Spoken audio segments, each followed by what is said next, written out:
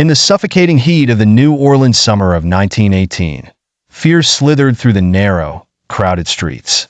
Under the cloak of night, an unseen malice crept from shadow to shadow, leaving carnage in its wake.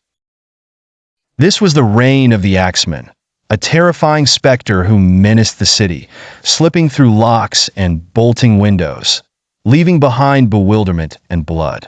The newspapers spun terrifying tales of his gruesome acts. Each attack was seemingly random, with no discrimination of social status or ethnicity. All, however, bore the same dreaded mark: a shattered door, a family slain, and an elusive weapon, an axe borrowed from the homes of the victims themselves. Then came the letter. Published in the daily papers, it was signed by the Axeman. It was a proclamation of terror, a chilling decree declaring his thirst for blood unabated. The letter stated that those who would hear his infernal music playing on the night of the next attack would be spared. That music was jazz, the lifeblood of New Orleans.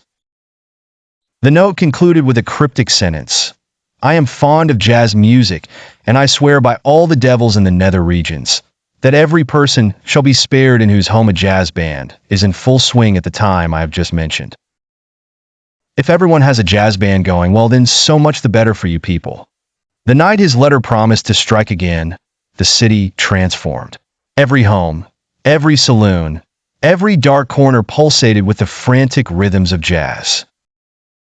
It swept through the quarters like an intoxicating spell, casting an electrified net of sound designed to ward off the Axeman's savage blade.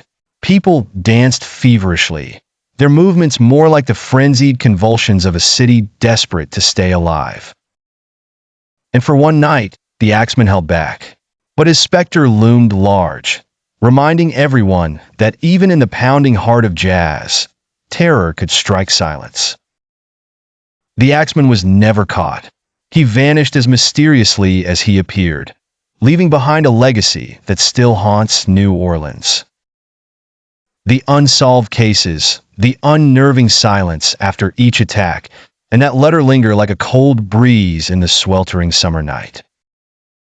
To this day, some say you can still feel his presence when jazz plays deep into the night, a chilling dance between life and a phantom who could strike if the music ever stopped.